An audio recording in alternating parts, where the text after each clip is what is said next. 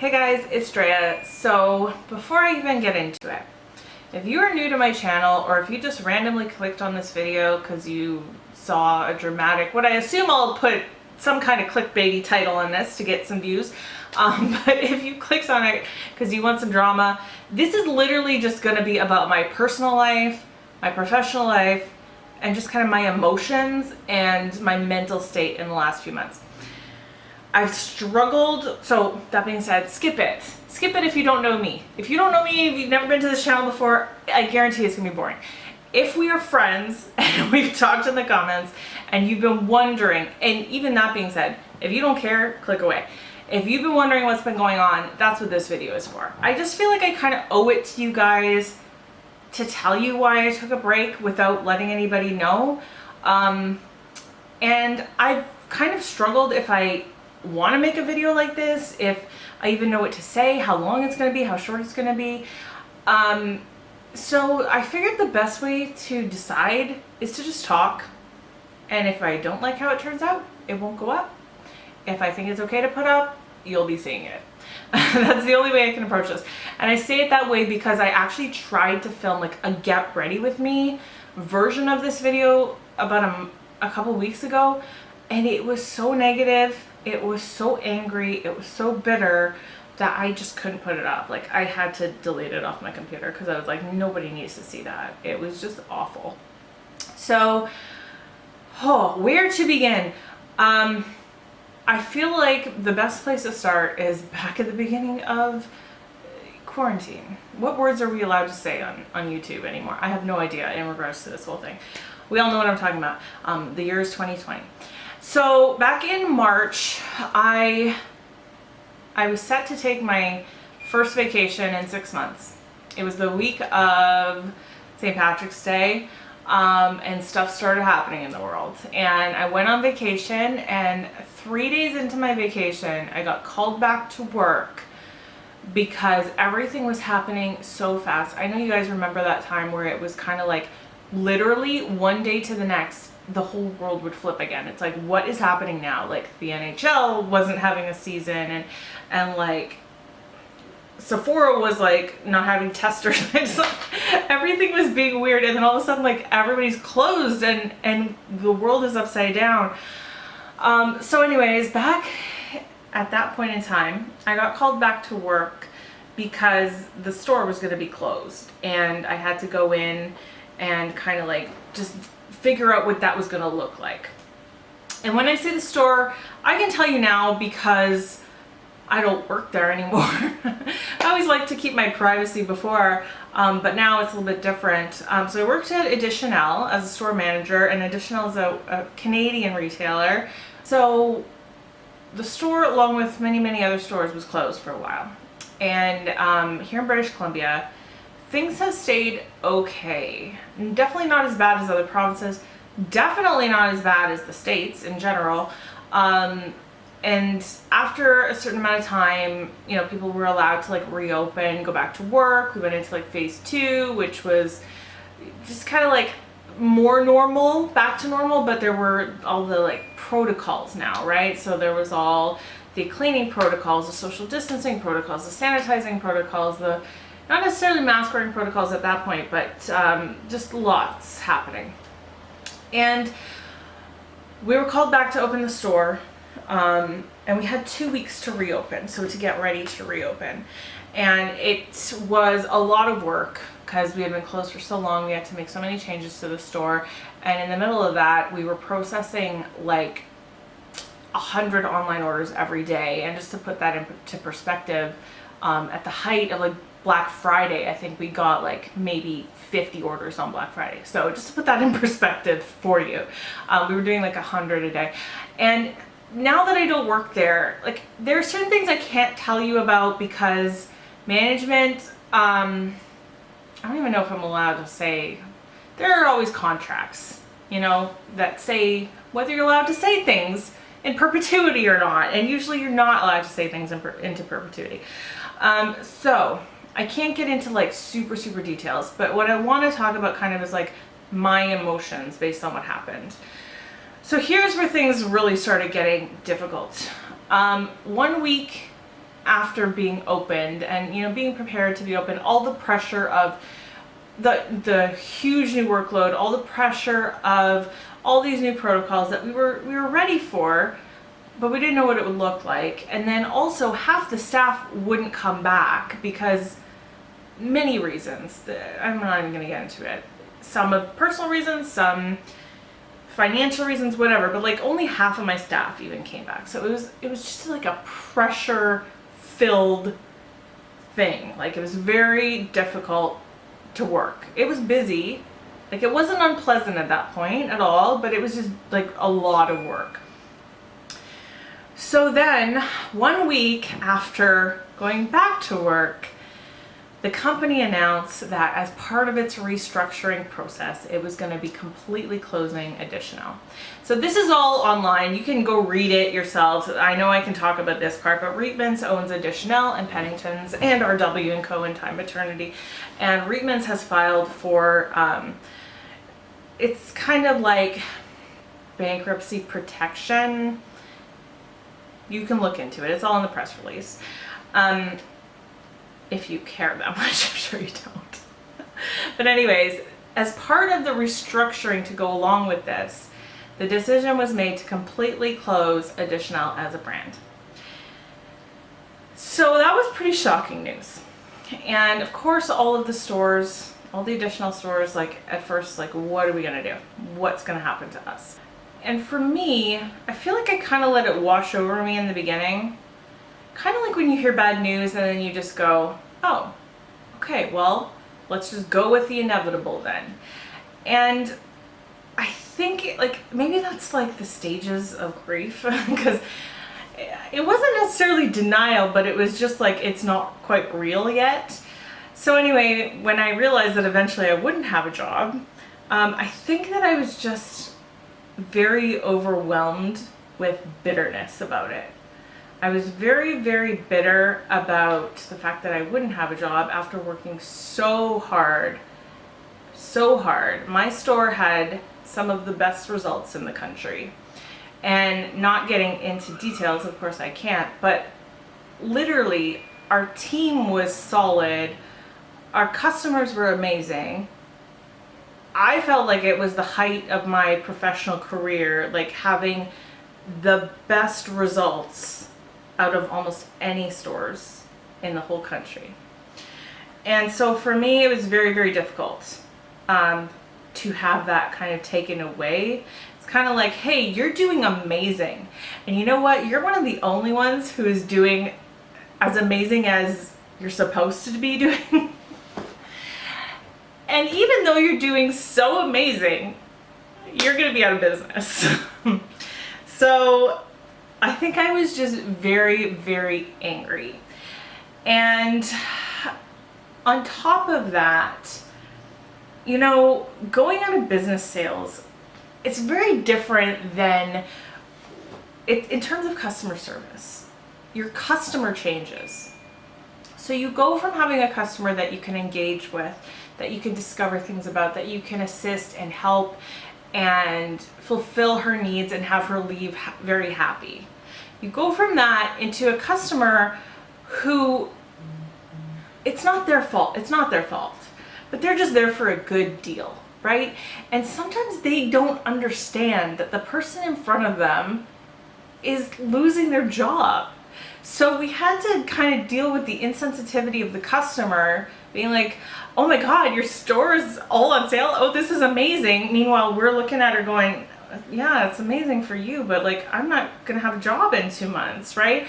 So having that, and again, not their fault. I mean, I would be excited if, you know, one of my favorite brands was having 50% off as well. Like, especially if I couldn't, especially because for plus size women, having those places to shop, it's not the same. We just don't have as many options. So when places go out of business, it's definitely more difficult. So I do understand like where the customer's coming from, but it was still hard. It was really hard to be asked the same questions over and over. Why are you going out of business? Oh, half of people didn't even know. Oh, you're going out of business? Is it just you? Oh, well, what are you gonna do? And yeah, again, it comes from a place like of curiosity, of empathy for a lot of people. Some people are just nosy. Some people actually care. And you can tell the difference, like, of the ones who are like, oh, well, like, what are you gonna do? Like, are you gonna be okay? To the people who are like, oh, well, what are you guys gonna do? Like, you know, there's kind of a difference. But that was just taxing. To deal with the same questions every single day for over 2 months. And like, we joked, like, we should just have like an FAQ. Like, no, we don't have jobs to go to. Yes, all additionals are closing. Like, just point at the sign and be like, yeah, just reference this, because we don't want to answer these questions anymore. I guarantee you, if you go into a business that's closing and you think that you are the original person to ask these questions, you are not. You're probably the 100th person that day to ask those questions. So again, most customers, it's coming from a place like nothing, no bad intentions, but it was difficult to deal with. And then closing a store now is something that A, I never thought I would have to do, and B, I can add to my skill set because it is a whole other animal. And if you have worked in retail or retail management and you try to build something up, having to tear it down is completely different. And I think I turned a tide about 3 or 4 weeks ago. My husband he was poking me and prodding me about it. He kept asking me these questions and I was like, I don't want to talk about it. Like, leave me alone. I just don't enjoy going to work anymore. Like, it's not fun, this and that. And he just kept asking the question. And I just turned around to him and I said, because I didn't take this job to close a store. And then I was like, oh, that's why I'm so mad. I wasn't hired. I didn't take this job to like tear it down. I took the job to build it up and build it into something great. And I feel like I did that. And I feel like I did it really well. And then when I had to start tearing it apart, it just sucked. It just sucked. And it was really, really, really difficult. And I think I had internalized that for so long that everything that came out of me was bitter and nasty.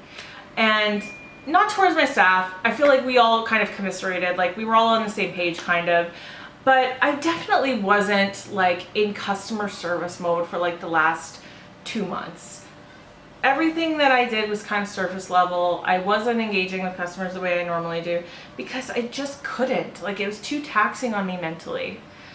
And then once I kind of like broke through and I realized why I was so angry, I was able to let that go. And remember I referenced before, like I had filmed a video to talk about this. That was before that breakthrough. And I feel like that really was a breakthrough, because before that moment, before that realization, I was mad. I was angry and bitter. And everything I did and said came through that way.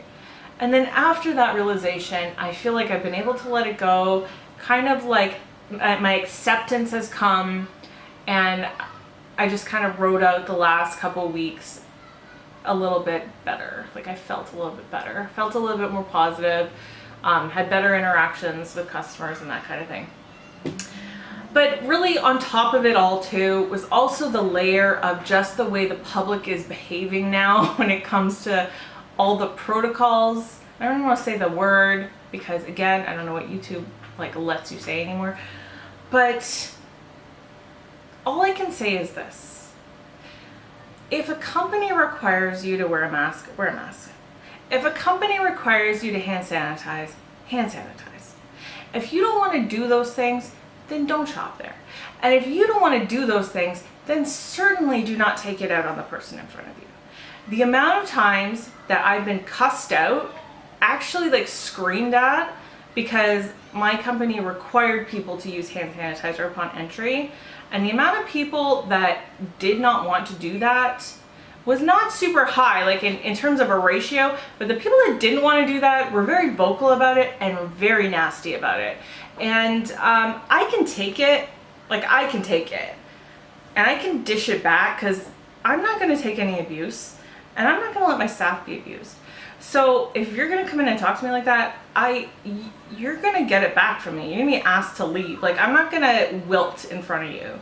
But I guarantee you that a lot of the time, the people who are stationed at the front door, because I see it when I'm walking through the mall, are the minimum wage workers, the teenagers, the part-time people who all they are trying to do is earn a living and earn a paycheck and whatever. And if you're screaming at a teenage girl or boy, but like a young person, because they are telling you what that business's rules are, then you need to check yourself, because I've experienced that now. And as a very confident middle-aged person, I can handle it.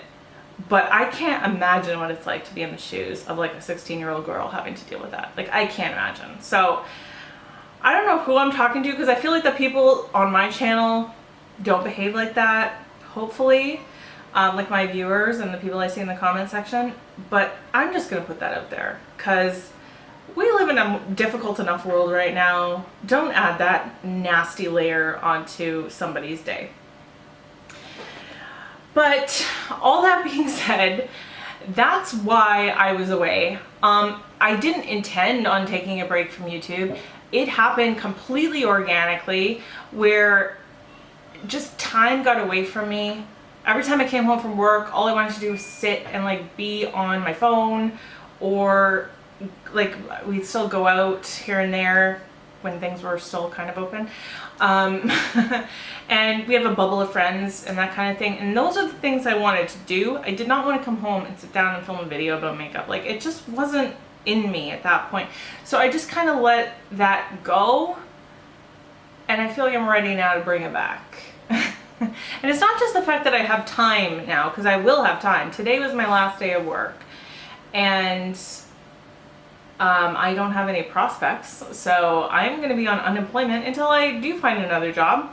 So literally this is going to be my employment. And by the way, can I just call out somebody right now, because this comment was so sweet, and I actually like screenshotted it and sent it to my husband and to like my friends, because it was one of the nicest things anybody's ever said on my channel. So Kath McKenzie, she said, "Sorry about your job. Luckily you have another job here where many people care about you and look forward to your videos." Kath, thank you so much. That is one of the nicest things that has ever been commented on my channel. It hit me in the feels. It really meant a lot. So thank you so much. It came right at the right time too. So I will be here a lot more until I get another job. And then you know how it goes when you get a new job. Like, you're all in usually. So we'll see what happens. But yeah, I didn't leave on purpose. I didn't leave because I decided to. It just happened, and now we're slowly dipping my toe back in and coming back in. So let me know if you have any video ideas for me down in the comments. Anything you're interested in seeing me talk about, because now I need to go like through my notebooks and get inspired. But coming back to the camera is easy. It's easy to start talking because I know who you are, because you've been here all these years. So I can talk to you like we're old friends. That's the easy part. Now my budget is going to come into question, and I don't know how much I'm going to be able to like test out on this channel, but I'll make do. We've done it before. I'm clearly a lot happier lately. I'm hoping, and I think what will happen is I'll just continue to like be more relaxed and happy, and you'll probably see the changes in me, because it's a good thing I wasn't making videos during that time, because they probably would have been terrible. I wasn't looking at myself. I was trying to take a picture of myself the other day, like a selfie, and be like, hey, here's my outfit of the day or whatever. And every time I thought I was smiling, I just had the worst like resting bitch face. And I was like, oh, this is like my natural face now? That's not good. So I need to start with the self-care. I've been getting back into yoga. I was doing so good during quarantine, and then that was another thing. I kind of let that go when I went back to work, but now I've been doing it every day again. So I think that's helping. And if you are struggling with anything, whether you do yoga or whatever, like just take some time for yourself to take care of yourself, because it really does make a difference. Really, really, really. And if you want to say, I don't have time, that is BS. You do have time, because I can sit there on the couch and stare at my phone for 20 minutes listen, you watched this video, you had enough time to watch this video. If you had enough time to watch me on YouTube for however long this was, I guarantee you have enough time to do something good for yourself for 15 or 20 minutes. Just think about it. Instead of using that 15 minutes on your phone, you're just transposing it into something that's good for your mental health. All right. Now that I'm on my soapbox, it's a place where I'm very comfortable. That's it for today.